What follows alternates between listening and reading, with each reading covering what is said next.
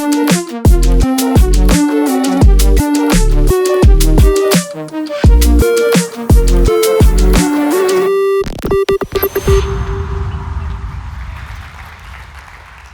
you, and thank you, Kenny.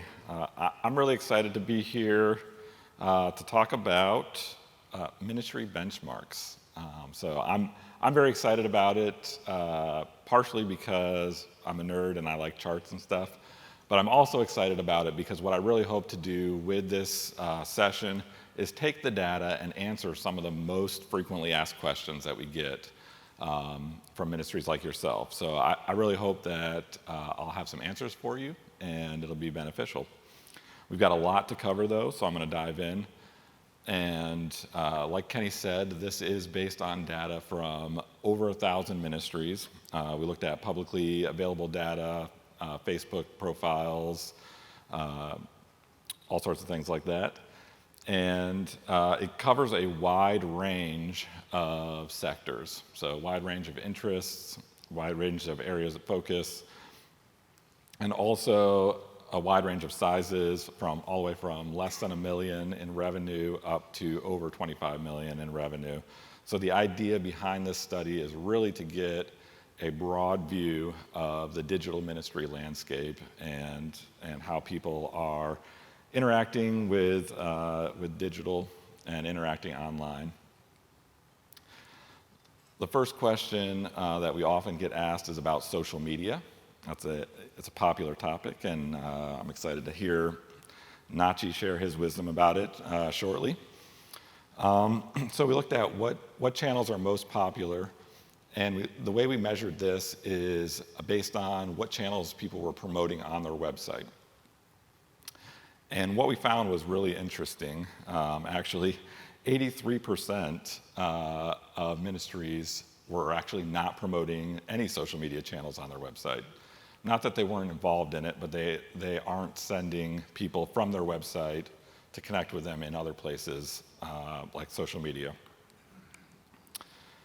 However, the 17% that were promoting it, Facebook is the most popular, the most common, followed by Instagram, Twitter, and YouTube. And then after that, some of the more specific focused social media channels like LinkedIn and Pinterest, or some of the newer channels like TikTok aren't seeing a lot of traction in terms of promotion. We are seeing ministries are engaging there and testing the waters there, but it hasn't hit the level where they're promoting on their website regularly.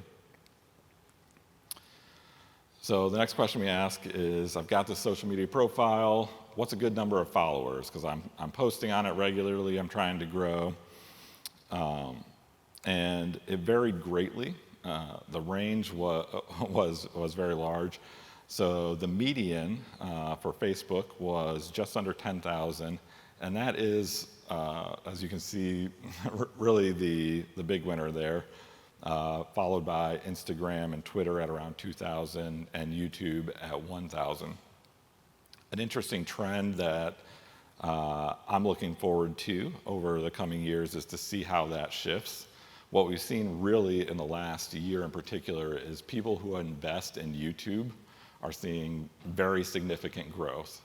And so that's an area that I'm looking to see if that curve changes in the next couple of years.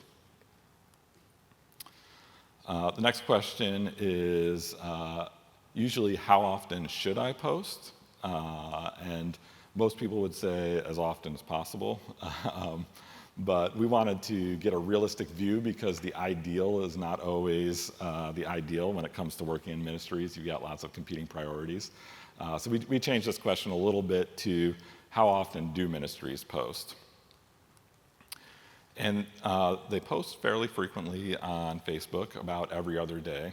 And this is posts per month. So the median is 16 posts per month.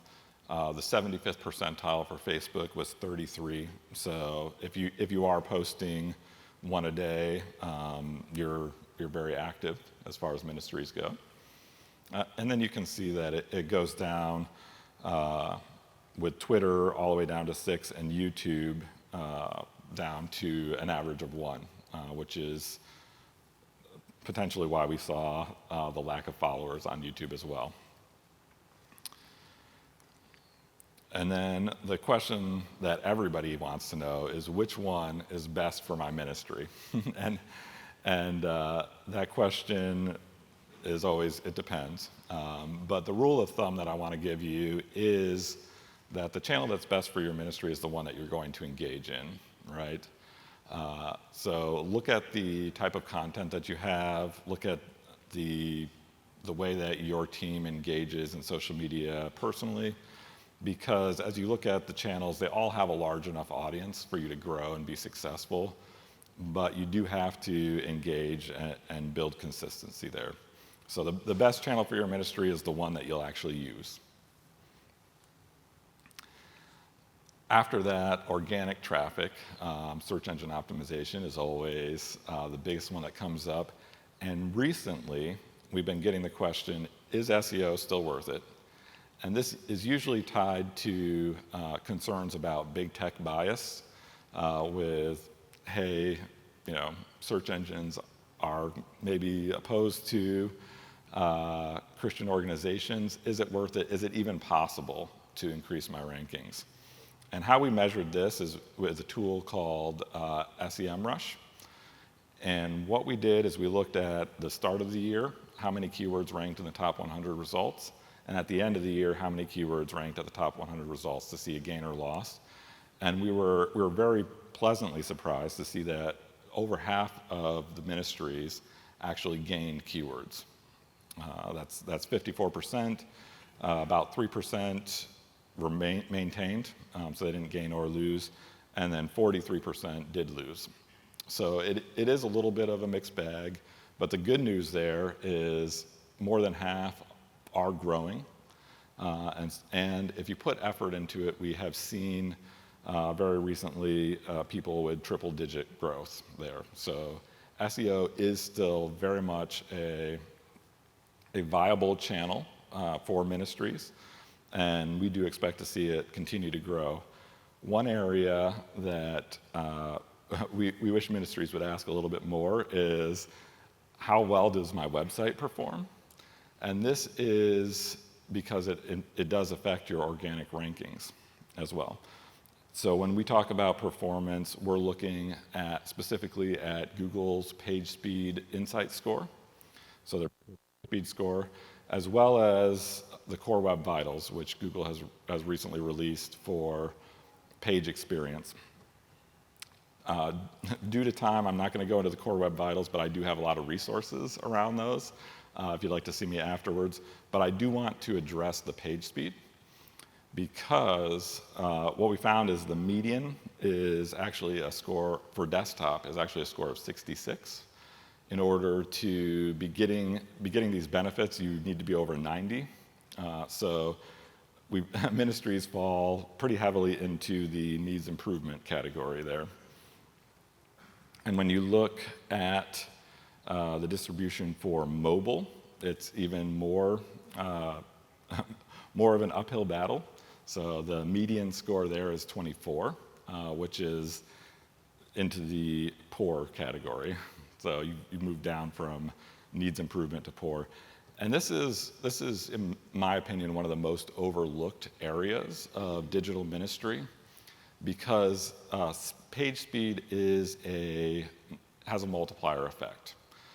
So it not only affects your awareness, how well you rank in the search engines, and what that kind of exposure you get there, but there are numerous studies around it impacting engagement on your website, retention, as well as the ever important conversion rates.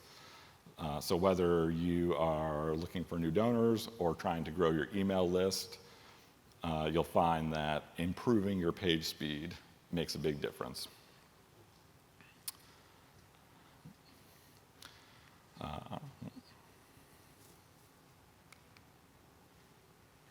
There we go, which brings us to emails.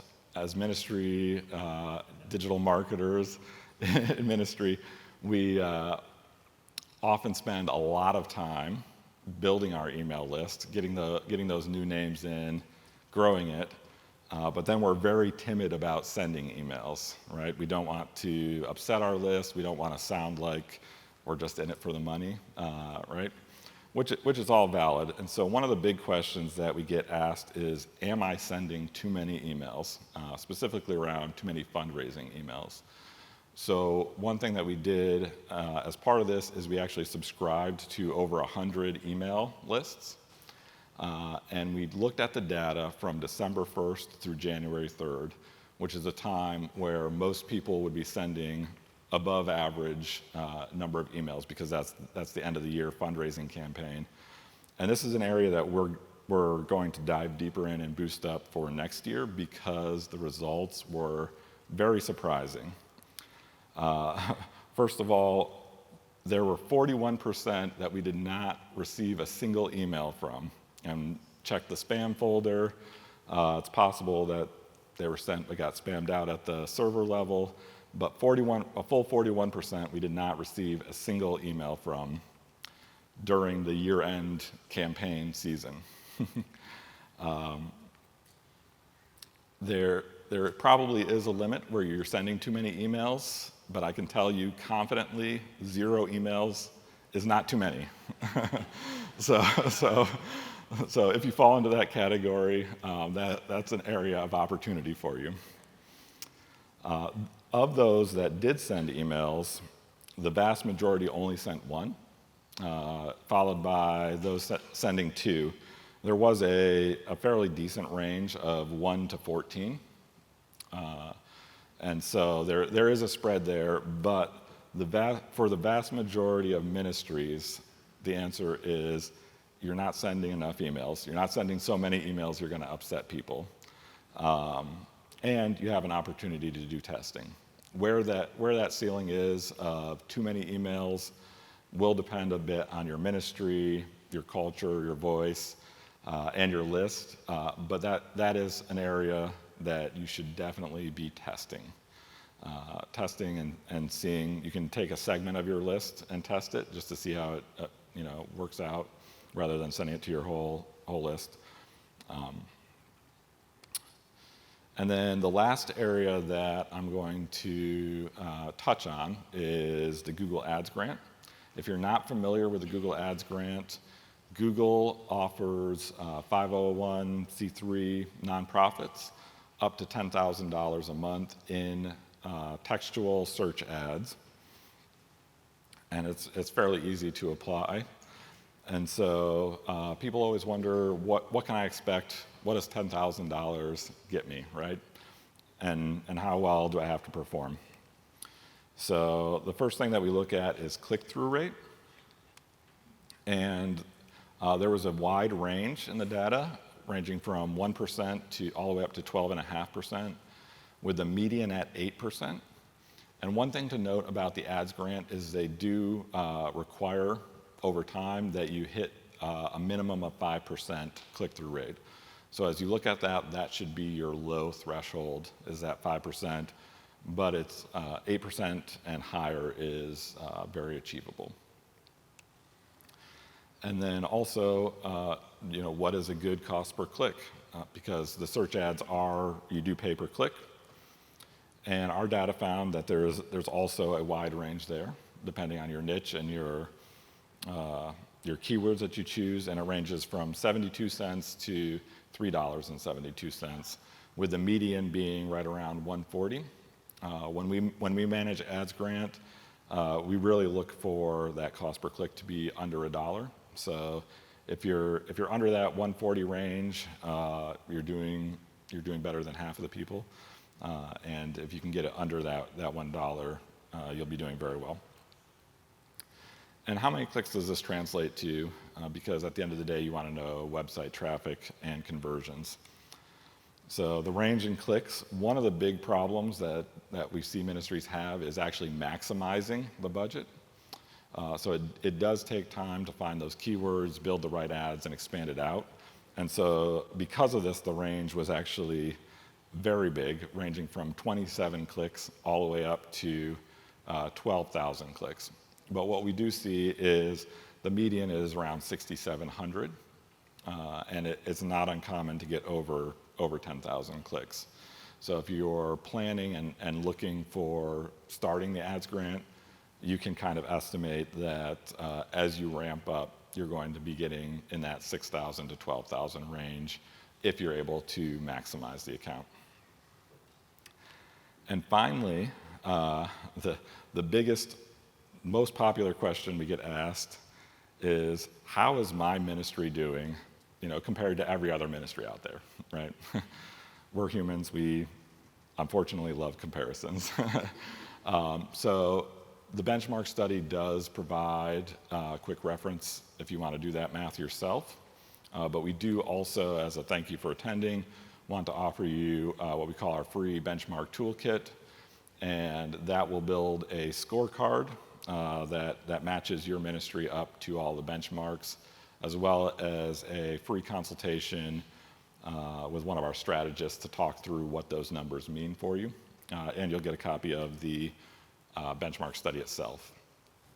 So to get that, you can use the QR code in your program there, or just text Josh to 77007, and you'll get my contact information, as well as a link to the slides and a link to where you can download that benchmark toolkit.